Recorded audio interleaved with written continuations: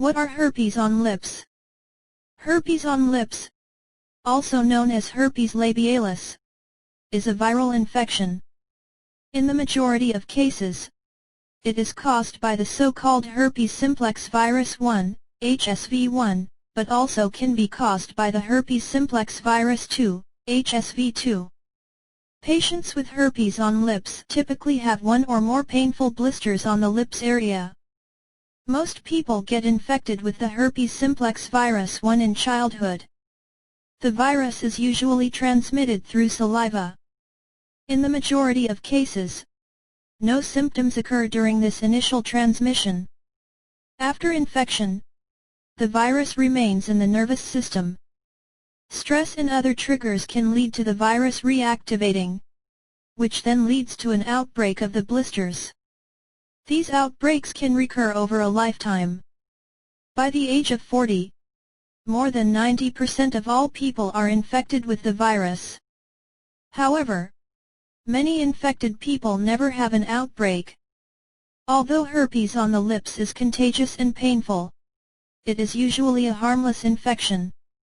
However, it can have serious health consequences if it affects newborns or people with impaired immune systems.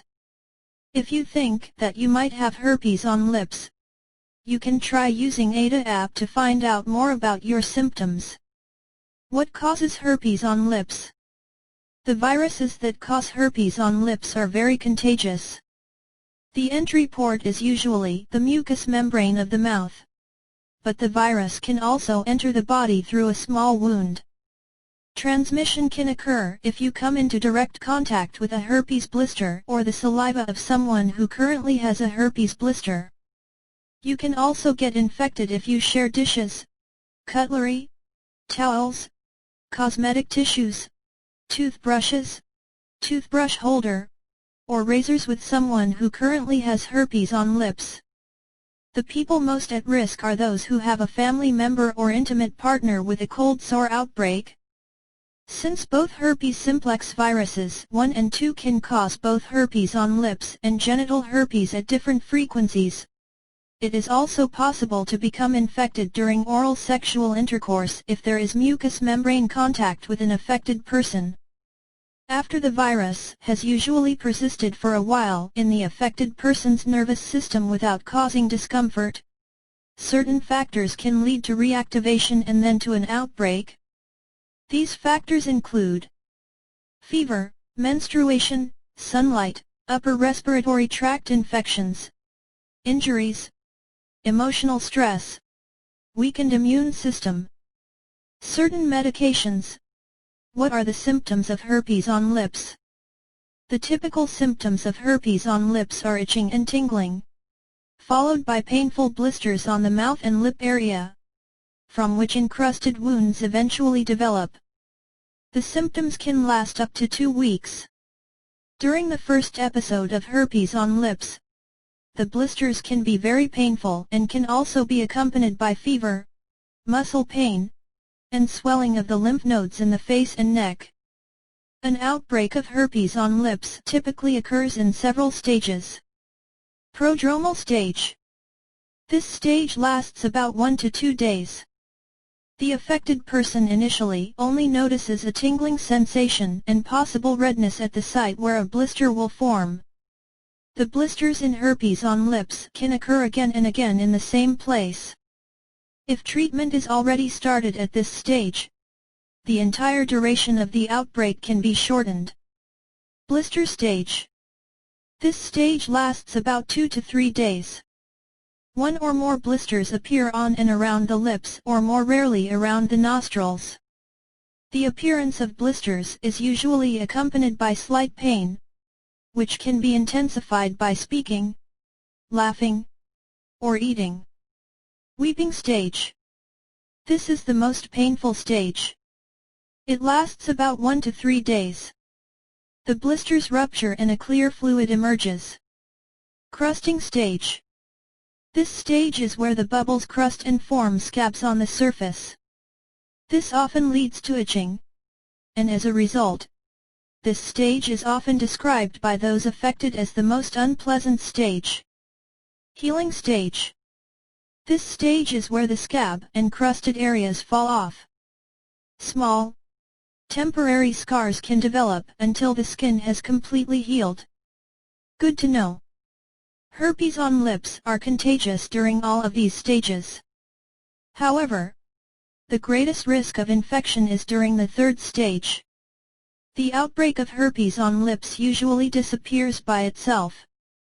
The affected person is no longer contagious to others from the moment the skin on which the blister was located has completely healed again.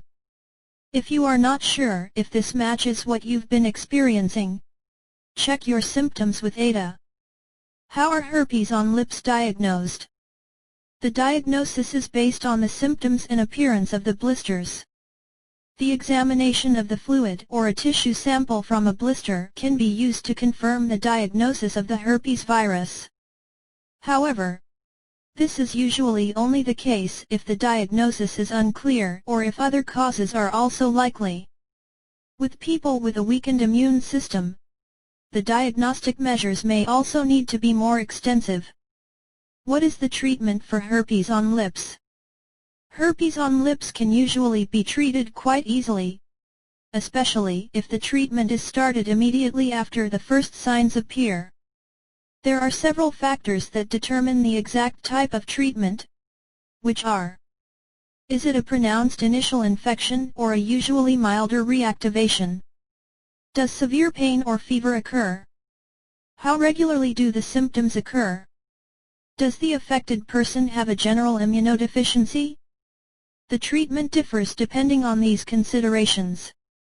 If the symptoms are rare, fairly mild, and the current outbreak is already in one of the later stages, see above, treatment may not be necessary. The available drugs counteract the spreading of the virus. For this reason, treatment with so-called antiviral medication is much more effective if it is started early, even before the virus has been able to multiply and before a blister has formed. Medication for herpes on lips. If the affected person is alert and notices the onset of herpes on lips at an early stage, when it is only tingling, a prescription-free antiviral cream, such as acyclovir cream, can be applied. This often prevents the formation of blisters and shortens the outbreak of the virus considerably. Once a blister has formed, the application of creams is less effective. Alternatively, zinc-containing creams or slightly anesthetic creams can be applied. Although these creams can relieve pain, they are not as effective as antiviral creams. Oral antivirals, tablets, are sometimes prescribed by doctors. However, this is the exception and usually only necessary in very severe cases.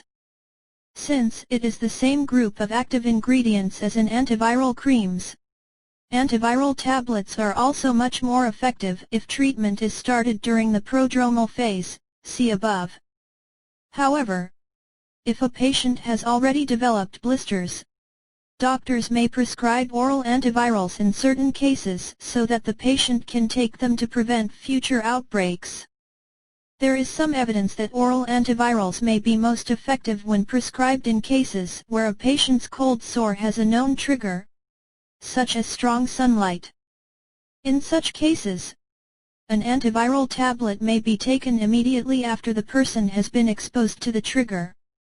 This is another form of lip herpes prophylaxis and can prevent an outbreak.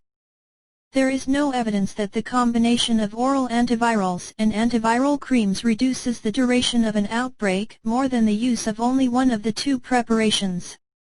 Herpes on lips. Herpes on lips look like. Herpes on lips treatment. Herpes on lips stages. Herpes on lips popping. Herpes on lips treatment at home. Herpes on lips cure. Herpes on lips remedy. Herpes on lips home remedy. Herpes on lips treatment in Hindi. Thank you for watching. And please subscribe to my channel for my upcoming herpes treatment videos.